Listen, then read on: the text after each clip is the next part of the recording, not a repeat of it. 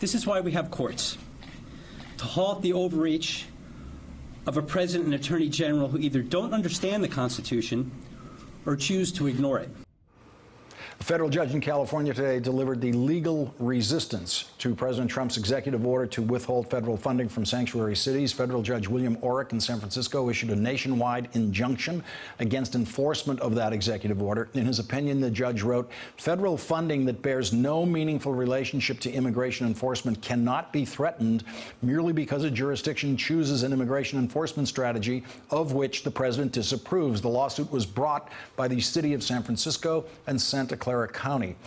Attorney General Jeff Sessions' Justice Department argued that the vagueness of the executive order meant that the city and the county had no reason to sue because there was no reason for them to assume that the executive order applied to them.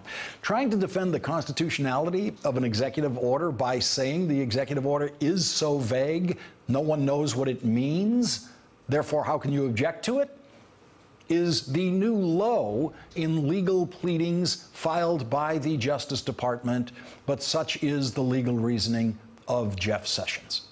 The judge found that the vagueness of the executive order was one of its major problems, saying that no city or town could know if the executive order applies to it, because the order doesn't define what a sanctuary city is. The judge wrote that the result of this schizophrenic approach to the order is that the county's worst fears are not allayed, and the counties reasonably fear enforcement under the order.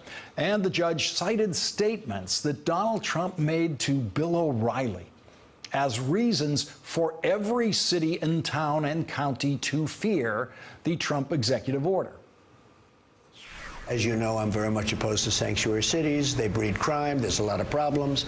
If we have to, we'll defund. We give tremendous amounts of money to California. So you're going to defund. California, in many ways, is out of control. I don't want to defund anybody. I want to give them the money they need to properly operate as a city or a state. If they're going to have sanctuary cities, we may have to do that. Certainly, that would be a weapon. Joining us now, Jorge Elorza is the mayor of Providence, Rhode Island. He is also a constitutional law professor at Roger Williams University School of Law. Also joining us, Kevin De Leon is the Democratic State Senate leader in the California Senate.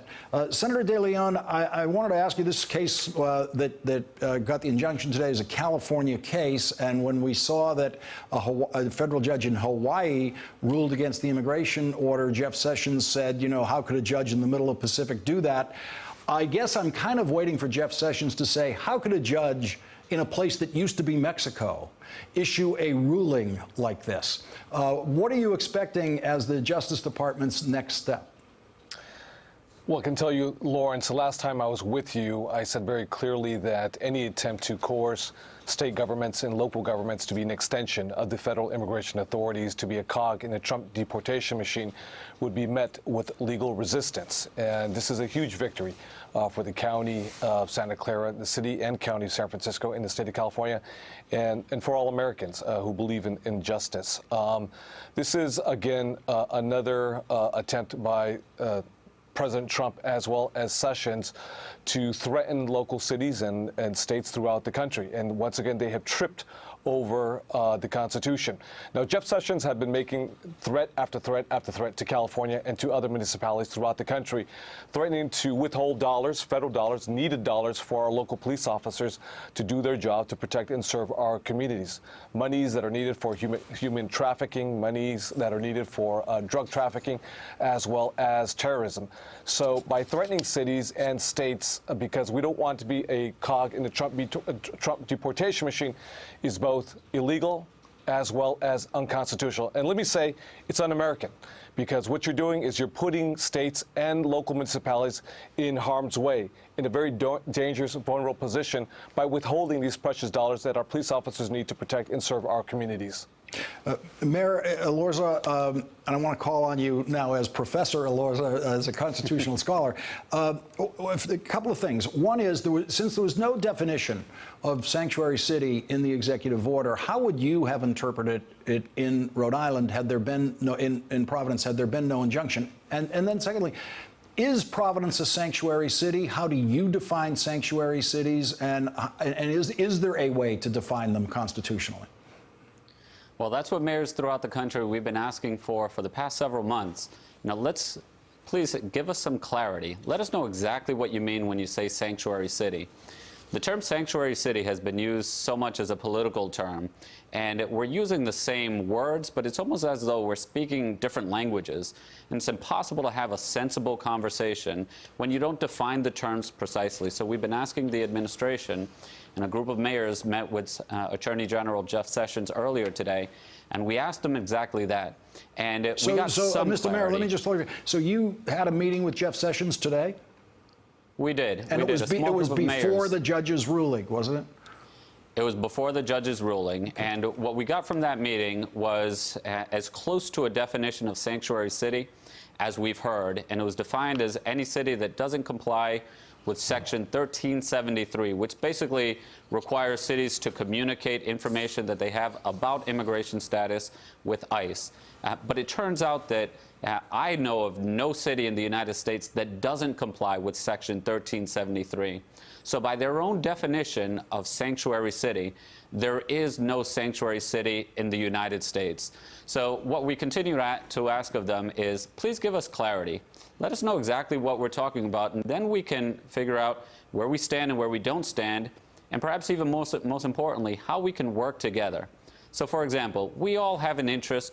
Our main responsibility as mayors is to make sure that we protect our communities and provide public safety.